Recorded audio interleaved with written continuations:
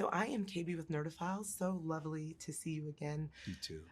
Listen, this film is absolutely fantastic. So my first question really is, stepping into kind of the legendary shoes of Rustin, how did that kind of expand your personal worldview, but also did it expand you in other ways when it comes to activism? It did. It has to, I think. You can't take on the role of one of the greatest organizers that has ever lived without it hopefully inspiring something in you. And I knew that I had to lead this film, and I wanted to lead it with the spirit of Rustin. I wanted to lead it joyfully, lovingly, which is in my research that's where he led. He came from love in every single way. And so I knew I could lead with love every single day. That I was tasked with that, 14-hour days, and I had to keep my energy and keep that going to make sure that everyone understood at the center was this man's mission, and not only Rustin's mission, but the mission of these other unsung heroes like Ella Baker or a Philip Randolph. You know what I mean? Mm-hmm. So I think that it did affect me, and I think I've always had that activist spirit. I think there's no way possible walking around in this skin that I could not take part in some way.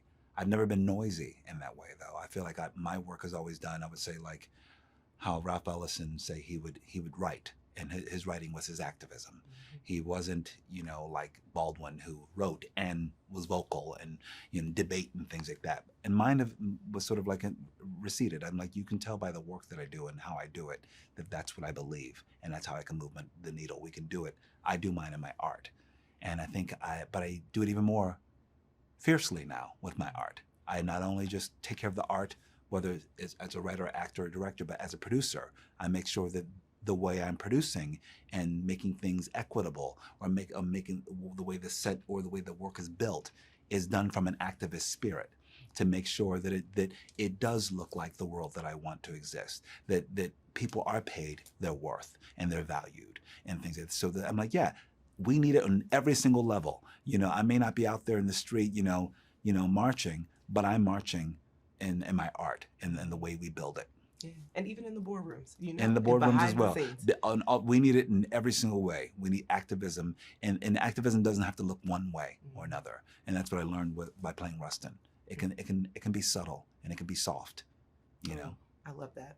And so for audiences who are going to be introduced to Rustin for the very first time, maybe through this film, what is it that you really hope that they kind of take away from his life and his legacy? Because he's just such a powerful Black gay man, and we need this right now at this time in history. So what do you hope they take away? I think that there's a couple takeaways. One in particular is for us to continue to interrogate our history, to know that our history is being challenged daily. There's versions of history that make others feel comfortable instead of knowing the truth. And the truth is the only way that we'll advance, honestly, and be more human, by knowing who we are. It's just very simple and clear. So I think that it is activism to interrogate history and to know more. It's okay to know and have knowledge. Knowledge is power. So I think that's a takeaway from me. I want this film to, it's a very thoughtful, it's a very joyous, it's a very light-filled film. It is not that, the medicine of history that we're trying to get you to swallow. We're saying, no, this is your history, and it's joyful to watch this man who was in the shadows of history being brought to light, and to see his impact, to see the mind and soul and spirit of an openly gay man in the 1960s who organized the greatest, largest peaceful protest ever, in 7 weeks.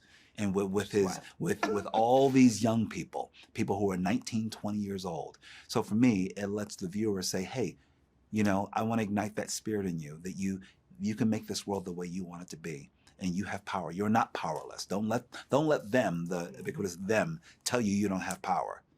Own your power. That's exactly what's at the top of that poster, and that's exactly what we mean. But own your power. Own your power as a woman, as a young man, as a one of the LGBTQIA plus communities. Own your power. That's your power. That's not a hindrance. It's actually an additive. Right. Mhm. Listen, brilliant, brilliant performance. I had so much pride watching this film. It is fantastic. I Thank you. cannot wait for everyone to see it. And just thank you so much for taking the time to chat with Nerdophiles. Really appreciate it. You're very welcome.